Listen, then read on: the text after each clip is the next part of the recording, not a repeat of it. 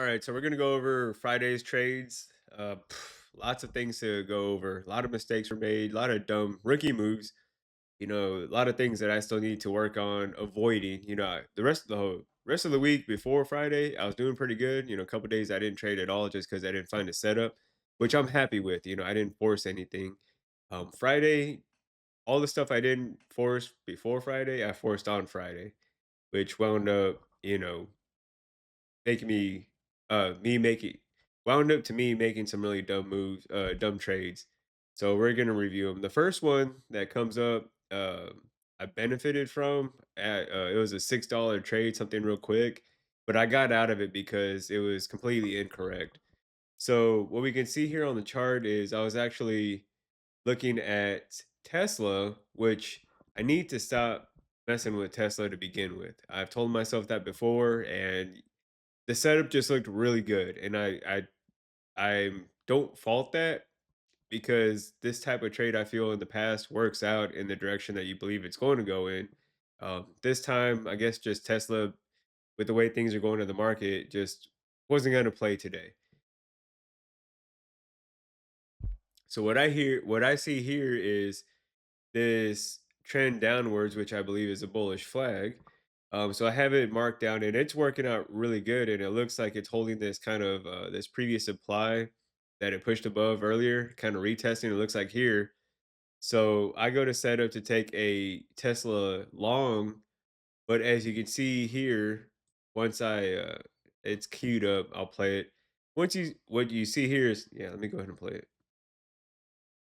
Right here, as soon as I'm about to take the move, what I don't realize is that I actually selected a QQQ call contract instead of a Tesla contract. So now, as I'm waiting to see, I'm watching the Tesla chart thinking that this is about to break out, and the setup looks good. So then, in turn, I go to take the trade only to realize that I had a QQQ call contract queued up. So then as soon as I hit the buy market button, I believe I realized that and I went to go look at it. You can see me kind of going back and forth to the Tesla. At that point in time, it was just too late. I was already into the trade. So now I'm scrambling to go back to my QQQ contract so then I can get out of it, trade it accordingly. So that in itself was the first wrong thing that I did.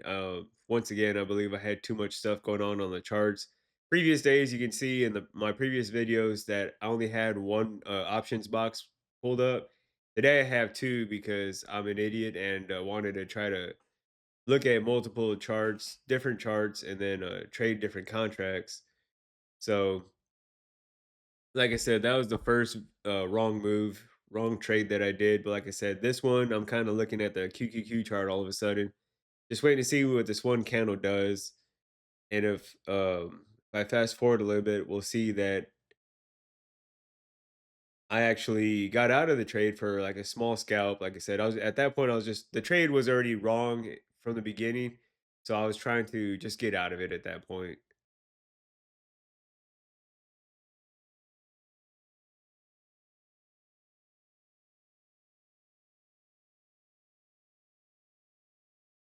You can see right there, I get out of the trade just for, like I said, a quick scalp.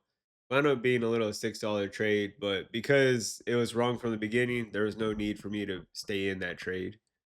So still trading Tesla. Like I said, that was my downfall. I need to stay away from Tesla. And I was doing good all week. And then there's always that one day that's gonna pop up that I feel is always gonna pop up and then just bite me in the butt. So Tesla, we can see is still trading in this trend downward, and I still believe that this is gonna break out and push to the upside. And I feel like that's validated because of this one candle here. I feel had a bunch of buyers come in, and instead of the sellers pulling the market down and further, buyers stepped in, and then we're still respecting this bit of that supply turn demand zone. I feel like we're still respecting that a little bit. Like I said, the market hasn't really pulled back really, so I still feel that long is the correct decision in this point, and I have a contract queued up that you can see me going into here shortly. So I go ahead and enter long right there.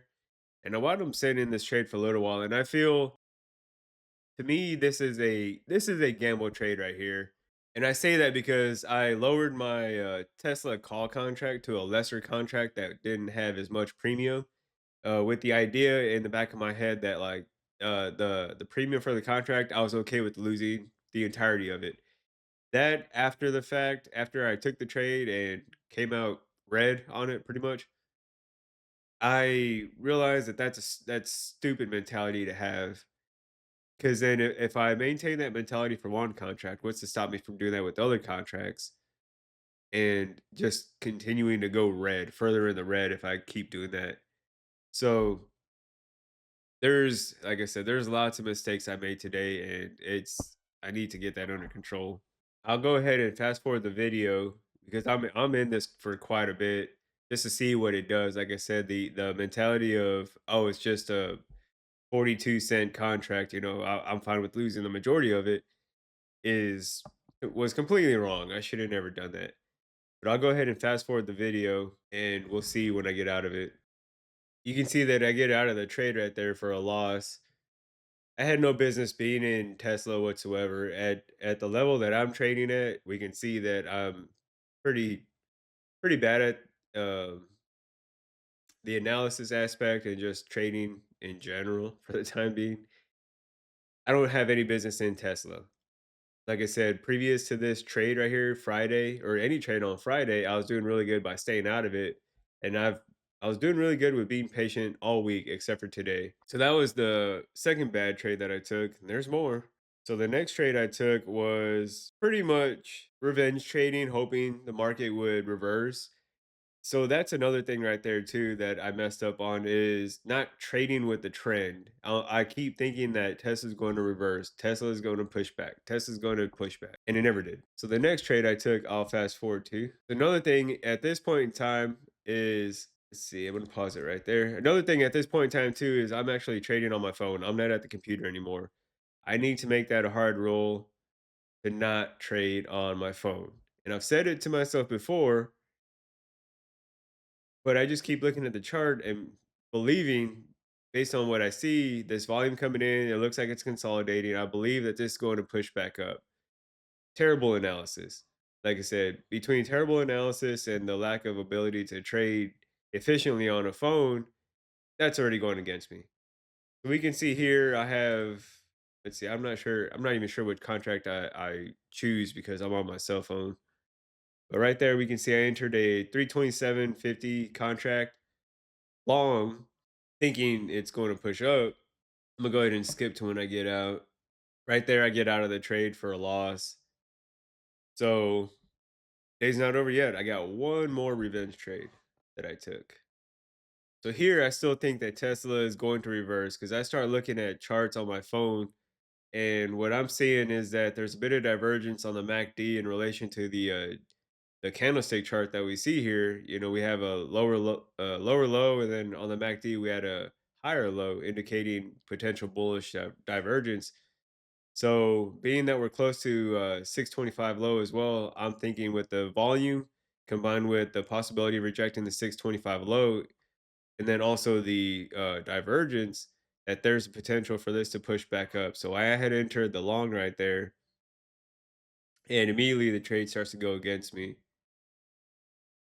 This one, I'm in it for a little while too, trying to let it play out. Let's see, I'm gonna fast forward. At this point, I see like this candle start to push up, so I'm thinking that there's a chance that it may push up. So I stay in the trade, thinking, hey, maybe I'll recoup some P&L. See, I don't want to bore you guys. It's a red trade to begin with, so I just want to see when I get out. So after seeing this candle, you can see I had set a stop because once again I'm on my phone and unable to really pay attention. So you can see I get stopped out right there. At that point in time, I cut my loss, seeing the way things are kind of playing out. Like I said, there's definitely a lot of dumb trading to be had. Like I said, for starters, I need to stay out of Tesla. I'm not even ready for Tesla yet. Secondly, I don't fault myself for attempting this break out of this channel. But the issue I had on that one was I queued up the wrong contract. I mean, that could have gone really bad if it was a different if it was a different stock, or if I was trading multiple contracts. That I got lucky to get out of that one for what I did. And then from there on out, the big part was trading against a trend, really. And I've in the past I'm trying to get away from that because it was never it never worked out in my favor when I tried to trade against a trend.